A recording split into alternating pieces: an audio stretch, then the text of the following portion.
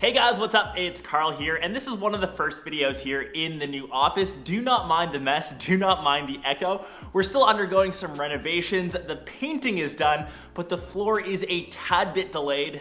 Since I don't even have a dedicated desk yet, I've been working pretty remotely, whether it's sitting on a bar stool over on my couch. I thought I'd create a video on the upcoming 14-inch MacBook Pro. We're getting that soon, I would say Q1, maybe even Q2 of 2020. The rumor mills are off the chain, and it's pretty much confirmed as of now. So just on the weekend, there were reports from an Apple analyst, the same guy who successfully predicted the 16-inch MacBook Pro refresh has said that the 14-inch is on the way. So if you recall, from the end of 2019, we got the upgrade and the refresh to the 15-inch MacBook Pro. I was one of the first that got their hands on of the 16-inch. And following in those footsteps, if you take a look at Apple's natural trajectory for their upgrade timelines, that was gonna come to the 13-inch MacBook Pro. But this time we have reports that it's gonna get more than just the screen bump.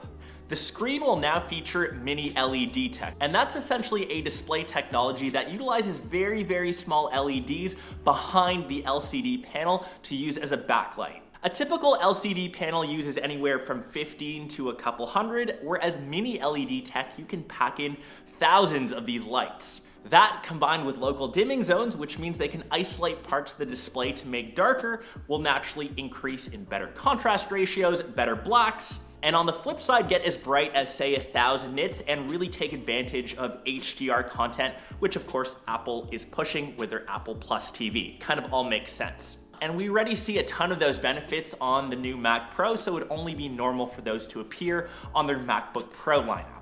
In addition to the display upgrades, we're gonna see a lot of the hardware coming from the 16-inch. For example, the scissor switches on the keyboard. We're getting rid of the butterfly switches, which everyone's kind of hated. They've caused a lot of problems. It's the same keyboard found in the iMac and iMac Pro lineup with the hard escape button, so I'm sure developers will be stoked. And just like the 16 versus the 15-inch, the 16 was slightly thicker. I'm sure we'll see that same form factor carry on to the 14-inch MacBook Pro. That will A, help with the keyboard spacing as we do have slightly thicker keys, and B, to improve cooling, because on the 16-inch we saw a 35% larger heatsink space and a 28% increase in airflow, because we know that Apple's had issues before with throttling when the computer gets too bogged down with heat, and I'm a fan if they slightly increase the thickness. It weighs a tad bit more, but you can fully utilize the performance. And I think their MacBook Air lineup should be focused on keeping things lightweight, thin for most consumers, but if you are a pro, you're in it for a reason and you want to fully utilize the specs. Speaking of specs, which haven't been fully confirmed, but this only makes sense, we currently have the 9th gen Intel Core processors inside of the 16-inch. We have the 8th gen in the current 13-inch lineup, so I would love to see the 10th gen Intel Core processors inside of the new 13 inches. We'd already see that in new 2020 laptops like, say, my LG Gram.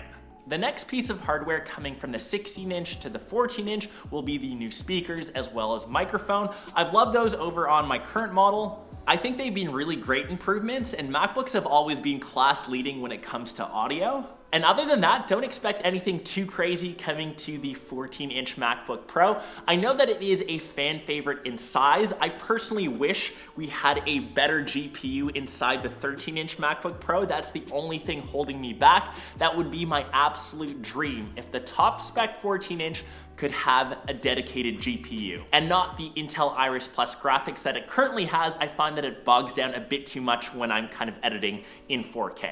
And you'll probably only be able to spec the 14-inch with up to 32 gigs of RAM. They'll leave for their flagship, the 16-inch. Let me know your thoughts down below on the 14-inch MacBook Pro. If you're on the fence of buying one, just hold out, wait a couple months as we will be getting it very shortly. I'll hopefully be at the launch event, but the way things are going, so many events have been canceled because of coronavirus, COVID-19. So make sure you stay safe, stay maybe indoors. Watch me here on YouTube. I will keep you guys updated with the rest of my renos in the new office, and I will catch the rest of you in one of my next vids or vlogs. Peace. So like I mentioned, all of this has just got a fresh coat of paint, so that's looking really nice. The next big delay though has been the floor. We're missing some of the recessor pieces, so we're just a bit delayed on that end, but I'm really loving how the floors come along. The color is great, and I'll give you a little sneak peek of the orange wall.